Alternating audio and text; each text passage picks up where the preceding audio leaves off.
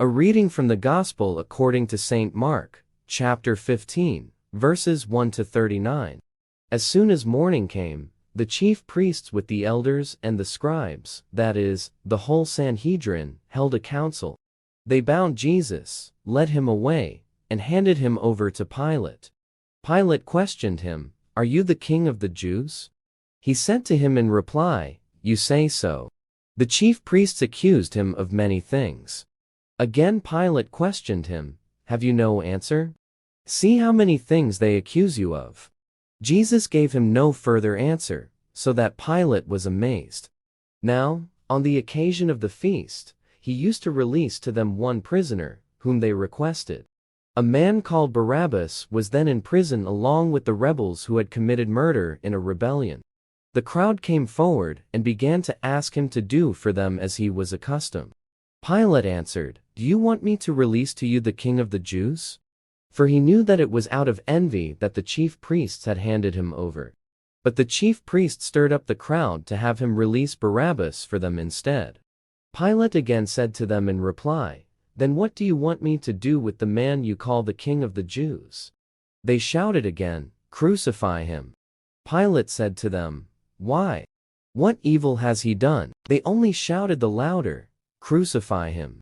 So Pilate, wishing to satisfy the crowd, released Barabbas to them, and after he had Jesus scourged, handed him over to be crucified. The soldiers led him away inside the palace, that is, the praetorium, and assembled the whole cohort. They clothed him in purple, and weaving a crown of thorns, placed it on him. They began to salute him with, "Hail, King of the Jews!" and kept striking his head with the reed, and spitting upon him. They knelt before him in homage. And when they had mocked him, they stripped him of the purple cloak, dressed him in his own clothes, and led him out to crucify him. They pressed into service a passer-by, Simon, Cyrenian, who was coming in from the country, the father of Alexander and Rufus, to carry his cross. They brought him to the place of Golgotha, which is translated place of the skull. They gave him wine drugged with myrrh, but he did not take it. Then they crucified him and divided his garments by casting lots for them to see what each should take. It was 9 o'clock in the morning when they crucified him. The inscription of the charge against him read, "The King of the Jews." With him, they crucified 2 revolutionaries, one on his right and one on his left. Those passing by reviled him, shaking their heads and saying, "Aha! You who would destroy the temple and rebuild it in 3 days. Save yourself by coming down from the cross."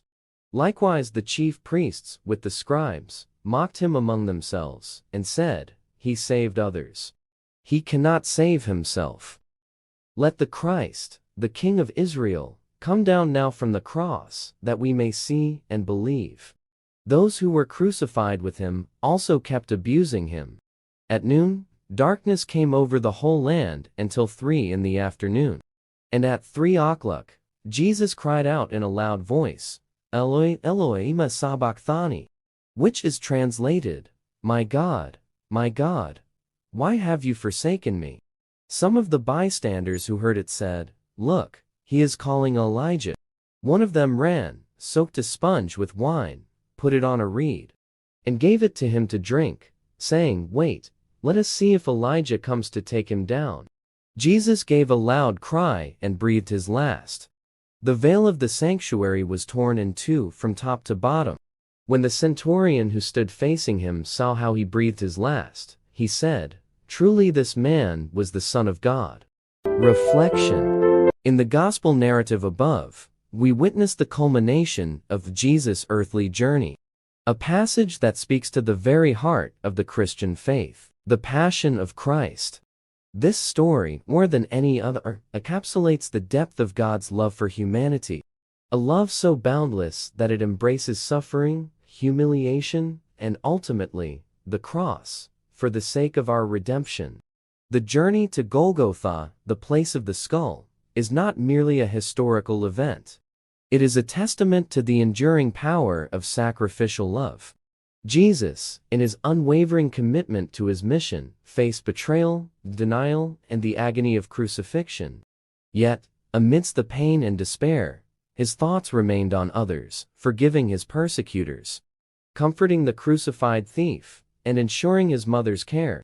This narrative compels us to reflect on the nature of true strength, found not in power or might, but in vulnerability and love. It challenges us to see beyond our immediate struggles, recognizing that our moments of greatest difficulty can lead to profound transformation and renewal. Let us draw inspiration from Jesus' example, approaching our lives and the challenges we face with courage, compassion, and a heart open to the transformative power of love. In doing so, we honor his sacrifice and embody the hope and redemption it brings to the world.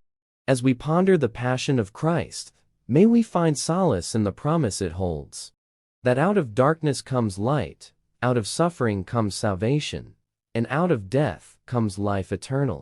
Thank you for watching and listening.